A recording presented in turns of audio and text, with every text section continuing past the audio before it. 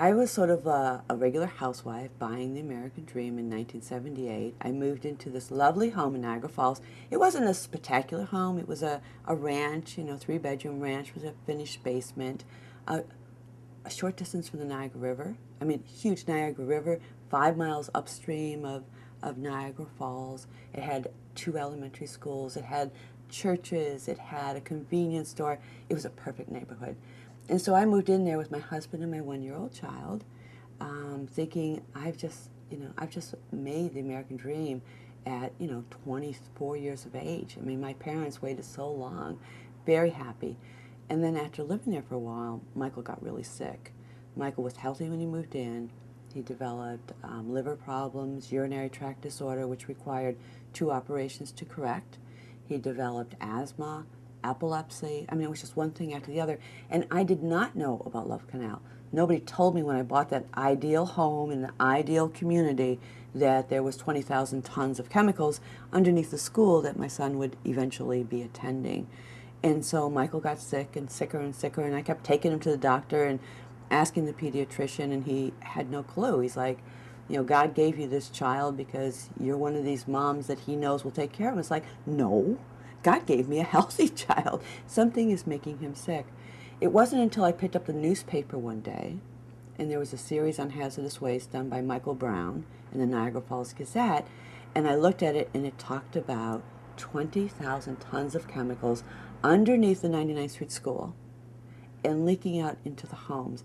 And they had a list of all these different chemicals in there, and so I took it over to my brother-in-law, who worked at SUNY Buffalo, the university there. He's a biologist. And I said, Wayne, what are these chemicals? They say toxic chemicals. I don't know what that means. And he said, well, let me see. This one will kill about 1 million brain cells when you take one deep breath. And he went through this whole list, and I'm like, Wayne, Michael's really sick. Do you think these chemicals and him playing on the playground every day, even though he wasn't yet in school, could be making him sick? And he said, I have no doubt. And so I went to the school board and said, can you move Michael out of the school? By then he was in kindergarten, 1978. This is when the article ran. And they said, no, we cannot, because if we move Michael Gibbs because of the potential threat, we have to move all 407 children.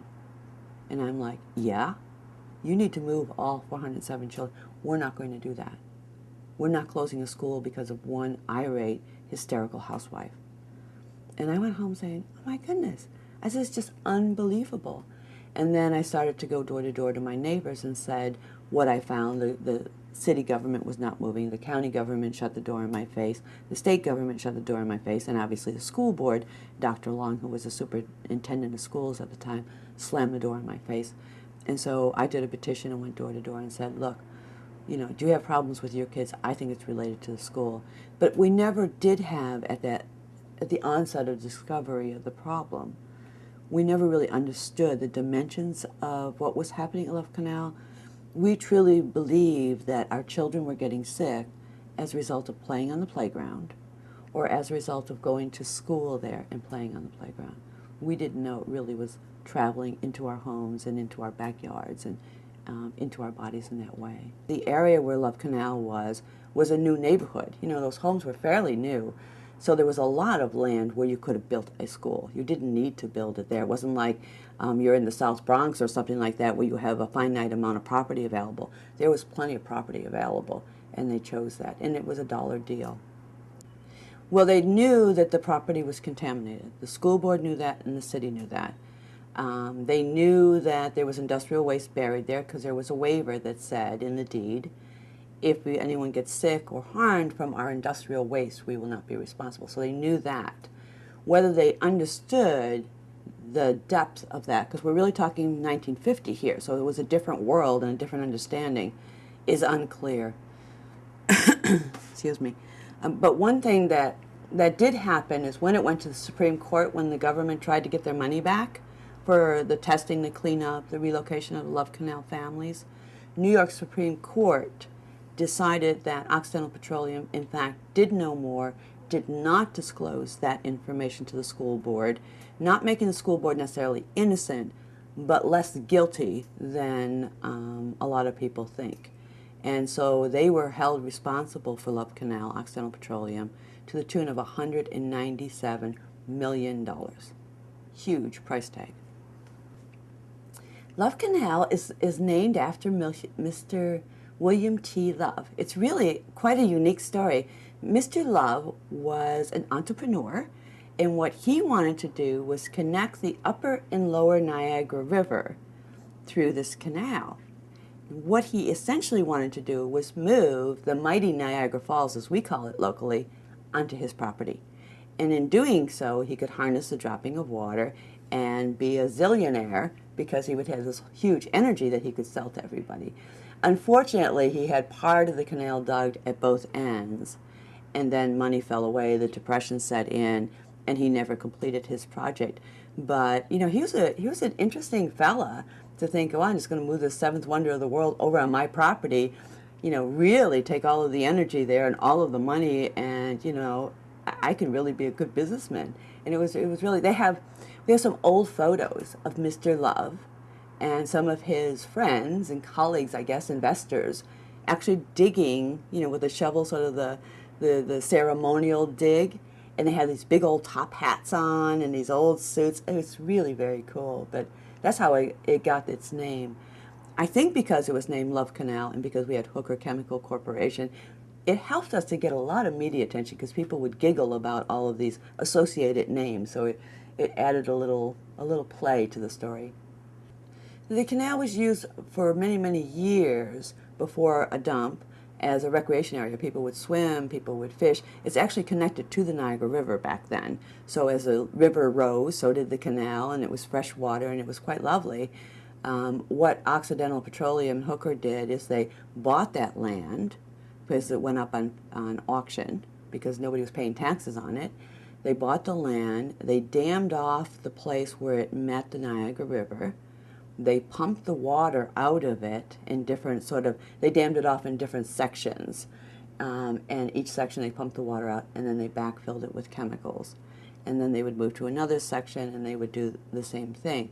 Our understanding is the city of Niagara Falls also buried garbage in there, so sanitary landfill was a part of that.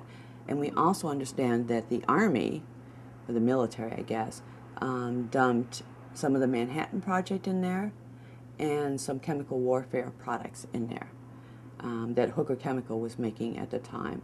And there's like live testimony of people saying, you know, they were the ones who dumped it. They looked like beer kegs, but they had stripes on them.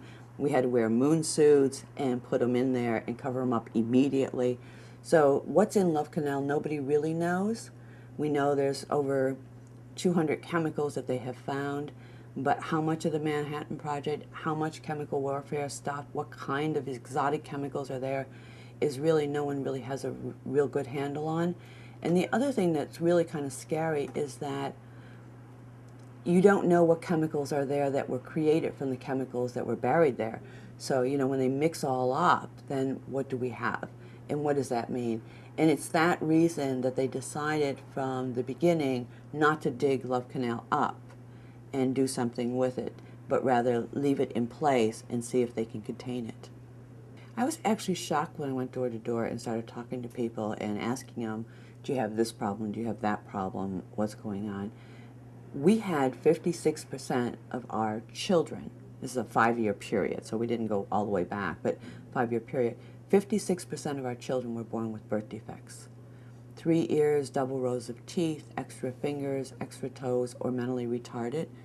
There were these 3 women who lived side by side, not genetically related in any way. All 3 of them had children born with the exact same birth defect, which was the children didn't have a hole in the top of their skull when they were born, so their skulls can't grow, and obviously their brains can't grow. They could correct it with surgery, but it was just, you know, those kind of stories when I went door to door.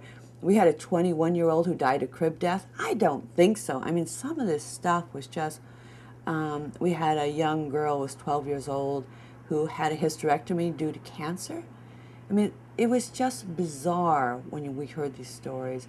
But we really looked at the health impacts we found. During that same study period, there were 22 women who were pregnant at the time of the study, and only 4 babies were born normally. The other pregnancies ended in miscarriages, stillborn babies, or birth-defected children.